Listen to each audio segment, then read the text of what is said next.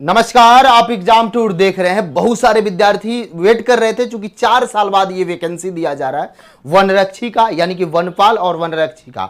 इसमें भी एसआई और पुलिस दोनों पद है।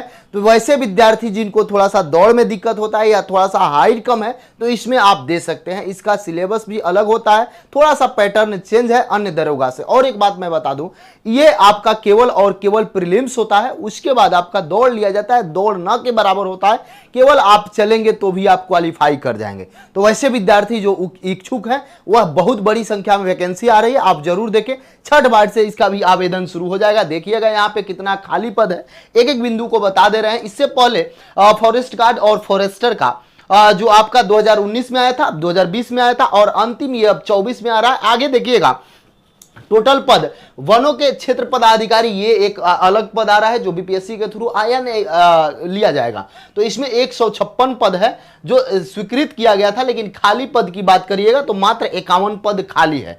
लेकिन जो सीएसबीसी लेगी, यानी कि आपका एग्जाम जो लेगी सीएसबीसी आयोग, बहुत सारे विद्यार्थी के मन में डर बन जाता है जब सीएसबीसी का नाम लीजिएगा। लेकिन इस बार आप देखिए बिहार पुलिस का एग्जाम कितना अच्छा कराई।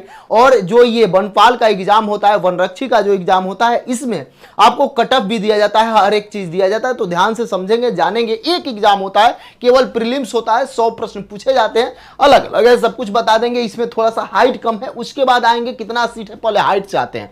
यदि आप देखिए पुरुष वर्ग से आते हैं, सभी लोग आवेदन कर सकते हैं, कहीं से भी ये वीडियो देख रहे हैं तो आप आवेदन कर सकते हैं। यदि पुरुष वर्ग से आते हैं, आप जनरल हैं, ईबीसी हैं, बीसी हैं और इस कैटेगरी से आप आते हैं या ईडब्ल्यूएस है, तो आपका 1.65 सीएम हाइट होना चाहिए। यदि आप पुरुष वर्ग से आते हैं लेकिन आप एससी हैं, एसटी हैं, तो 1.60 आपका हाइट होना चाहिए। चलिए आइए, यदि आप महिला वर्ग से आते हैं, महिला वर्ग में आप जनरल हैं, ईडब्ल्यूएस है, बीसी है, ईबीसी है, तो आपका 1.60 चाहिए।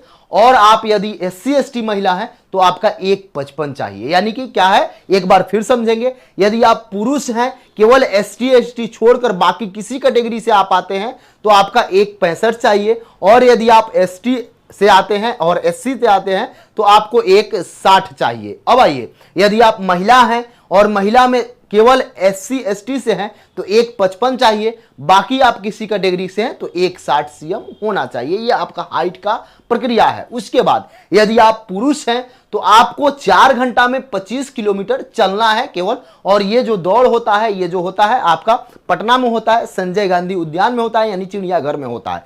तो 25 किलोमीटर चलना है। और यदि आप महिला है तो 4 घंटा में 14 किलोमीटर चलना है। अब आते हैं सीट वगैरह की बात करेंगे। इसमें निगेटिव मार्किंग होता है, यानी कि 1/3 निगेटिव रहता है। और जो आप यदि एसआई वाले आवेदन करेंगे इसमें, तो उनके लिए 10 प्रश्न हिंदी से, 10 प्रश्न इंग्लिश से भी रहता है। इस बात को समझेंगे। 20 प्रश्न आपका पूछा जाएगा, जिसमें 15 मैथ या 15 रीजनिंग, 5 मैथ से रहता है। सब कुछ यहां बता देंगे डिटेल। अब यहां पे आइए, थोड़ा सा ध्यान दीजिए कितना सीट हो सकता है। तो सबसे पहले अब यहां पे देखिए, आगे में ध्यान पूर्वक समझेंगे और ध्यान देंगे। जो भी विद्यार्थी हैं, आवेदन कौन कौन कर सकते हैं, कब से आवेदन हो सकता है। तो विभाग ने जो पद स्वीकृत किया था वनों के क्षेत्र पदाधिकारी का, तो 156 पद स्वीकृत किया था। लेकिन अभी 105 पद लोग कार्यरत है, यानी 51 पद खाली है, इस पर बहाली करना है। आगे ये वनपाल यानी कि एसआई का जो आप बात करते हैं, 614 पद इसमें स्वीकृत था। लेकिन अभी इसमें बहाल करना है कितना, 346 पद एसआई का बहाल करना है। इस बात को ध्यान में रखेंगे। वनपाल अभी 268 लोग काम कर रहे हैं। वनरक्षी यानी वन पुलिस जो बोला जाता है, वनरक्षी का टोटल पद आपका 2375 था, लेकिन अभी वर्तमान समय में 1262 लोग कार्यरत हैं। बहाली आएगी टोटल 1113 पद निकलेंगे इस पर, यानी कि 1113 पद इनका निकलेगा। आगे आइए, अब ये 2 जो पद है इसको सीएसबीसी लेगी, बाकी जो पद है उसको अलग अलग आयोग लेंगे। उनको भी मैं बता दे रहा हूं, थोड़ा सा ध्यान देंगे। इसमें कई सारे पद हैं, एक बार से ध्यान देंगे। यहां पे निम्न वर्गीय लिपिक है, इनका पद 67 खाली है। यहां पे उच्च वर्गीय लिपिक है, इनका पद 46 खाली है। प्रधान लिपिक है, इनका भी 46 खाली है। सहायक प्रशासकीय पदाधिकारी, इनका 3 पद खाली है। आंसू लिपिक 37 पद खाली है। अमीन के 18 पद खाली है। प्रारूपक के 16 पद खाली है और चालक के 2 पद खाली है, तो ये आपका जो CSBC लेगा चालक हो जाएगा और ये दोनों पद आपका हो जाता है जो यहां से किया जाएगा। बाकी कुछ इंटर स्तरीय है, कुछ BPSC लेती है इस तरीका से। तो वनरक्षी का और वनपाल का और जो ड्राइवर है इन लोगों का बहाली CSBC के द्वारा कराया जाएगा। आगे आइएगा, जो विद्यार्थी हैं ये सोच रहे हैं कि इससे पहले आप जब आवेदन किए थे 2020-19 में, तो उस समय आपका जो जनरल कैटेगरी का था वो 75 यानी कि 75 अंक वाले व्यक्ति का सिलेक्शन हुआ है। इसमें दौड़ नहीं लिया जाता है, केवल आपको चलना रहता है, केवल इसमें प्रीलिम्स एक एग्जाम होता है और उसके बाद आपका आगे की जांच होती है।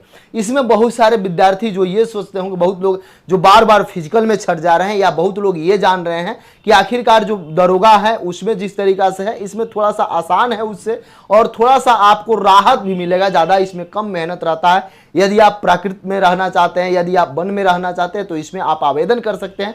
ये आपका एक शॉर्ट वीडियो मैं बता दिया हूँ। इसके बाद टोटल सिलेबस का कब से आवेदन होगा, क्या होगा, एक लॉन्ग वीडियो बनाया जाएगा। जो इस वीडियो को देखना चाहते हैं कमेंट बॉक्स में जरूर कमेंट कीजिएगा क्या आपको जानकारी चाहिए, और आपको मैं प्रयास करूंगा, यदि आप मेरे टेलीग्राम पर नहीं जुड़े हैं तो एग्जाम टूर के टेलीग्राम पर चले जाइए। वहां जो पिछला बार एग्जाम हुआ था उसका आपका PDF मिल जाएगा, उससे आप अनुमान लगा सकते हैं। इसमें सिलेबस दिया जाता है, उसी के अनुरूप पूछा भी जाता है, तो वह सिलेबस भी मैं बताऊंगा। नेक्स्ट वीडियो में सब कुछ बताया जाएगा। ये शॉर्ट्स वीडियो इसलिए बताया जा रहा है ताकि आप भी समझ जाएं, जो आवेदन करने वाले हैं वह एग्जाम टूर से जुड़ जाएं, और नेक्स्ट वीडियो एकदम आपका बता दिया जाएगा कब से है। बहुत सारे लोग ये पूछ रहे हैं कि इसमें एज कब से लिया जाएगा, तो एज आपका जब आवेदन आएगा उससे 1 माह पहले लिया जाता है। पिछला बार भी उसी तरीका से लिया गया, सेम कंडीशन पर लिया जाएगा। तो यही आज आपका था, इतना पदों पर वैकेंसी हो सकता है। तो यदि आप एग्जाम टूर पर नए हैं तो चैनल को सब्सक्राइब कर लेंगे, लोगों में शेयर करेंगे। जय हिंद।